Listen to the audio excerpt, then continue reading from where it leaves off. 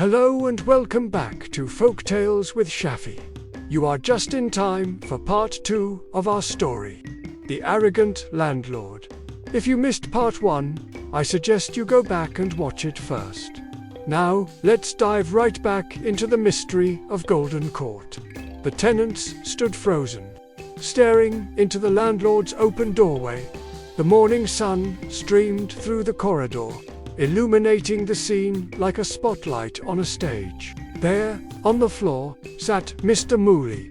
His eyes were distant, gazing into a world only he could see. The arrogant gleam that usually defined him was completely gone. His clothes were rumpled, his hair was a mess, and the big, ostentatious gold watch he always paraded lay shattered beside him. Amina gasped, her hand flying to her mouth. "What happened to you, landlord?" Muli's head lifted slowly, his movements heavy.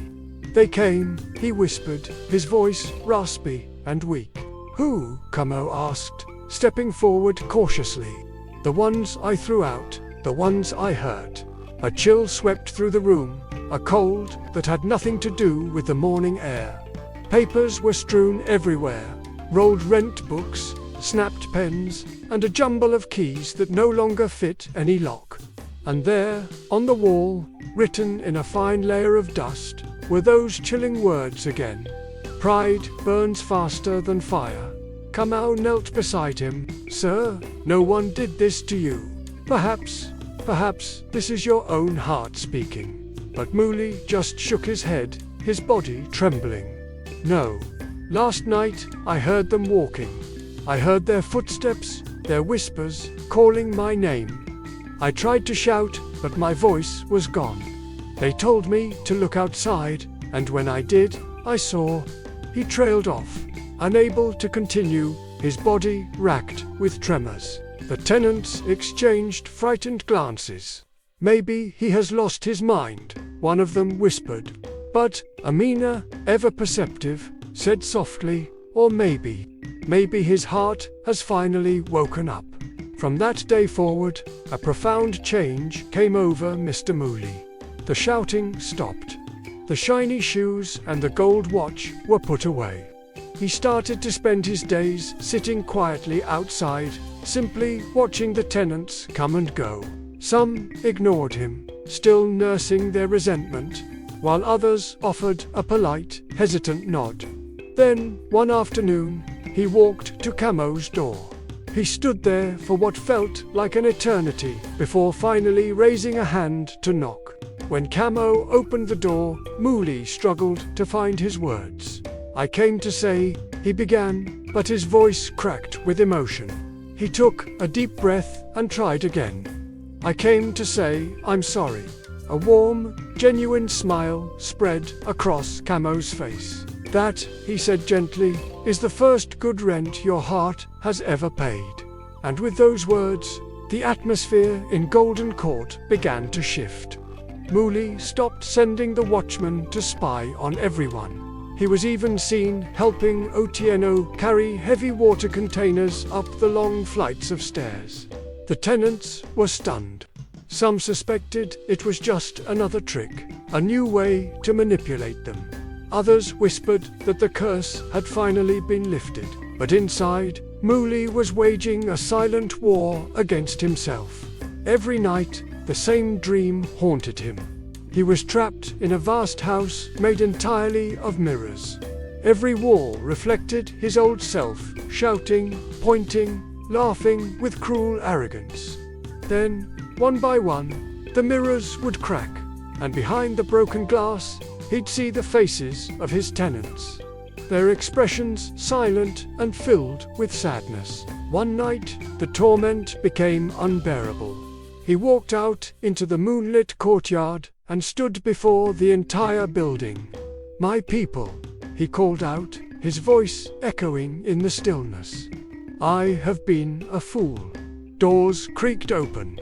Tenants emerged, holding lamps and torches, their faces illuminated by the flickering lights. "I thought being a landlord made me powerful," Muli confessed, his voice shaking, "but it only made me blind." I thought money earned me respect, but it only brought me fear. Please, forgive me." Tears welled up in Amina's eyes.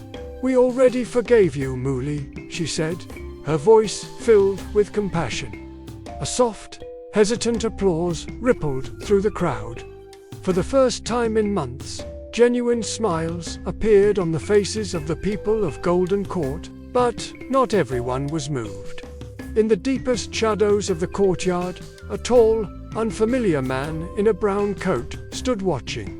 He didn't clap, he didn't smile, he just whispered something under his breath before melting back into the darkness. Later that same night, the strange noises returned. Windows rattled against an absent wind. Lights flickered erratically, and the chilling sound of footsteps echoed once more from the rooftop. Kamau jolted awake and rushed outside. "Who's there?" he shouted into the night. Silence was his only answer. Amina appeared beside him, holding a small lamp against the dark. "It's starting again," she whispered, fear creeping into her voice.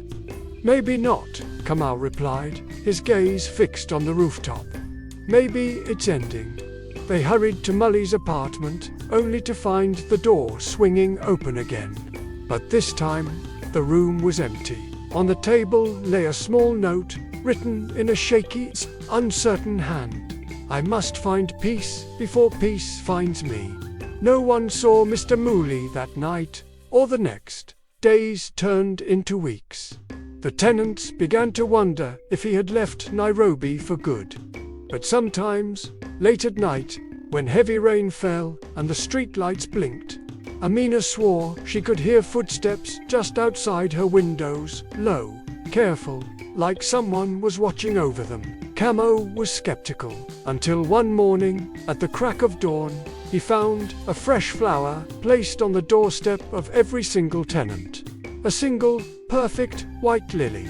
And next to each flower lay a coin, an old silver coin, the very same kind Muli used to carry in his pocket. The tenants gathered in the courtyard once more, a sense of wonder in the air. "Maybe he's still around," Otieno said, holding the lily delicately. "Maybe his spirit is trying to fix what he broke," Amina suggested, her eyes thoughtful. But Kamau simply looked up at the vast morning sky and said, "Or maybe he has finally become human the hard way." That night, a gentle wind whispered through Golden Court, and some said it carried the faint sound of a man's voice, calm and full of sorrow, whispering, "Take care of what I could not." From that day on, a true and lasting peace settled over the building. Children's laughter once again filled the balconies. The very walls, once cracked and weary, seemed to stand a little taller, a little prouder. But one thing remained a mystery. No one ever saw Mr. Muli again.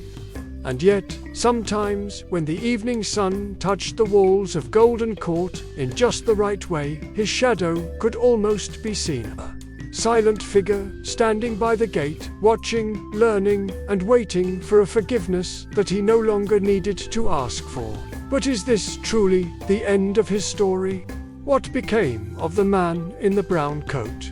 Join us next time for Part 3, The Return of the Landlord. Thank you so much for joining me today. If you enjoyed this story, please don't forget to like, share, and subscribe to Folktales with Shafi for more stories. Until next time, stay curious and keep listening.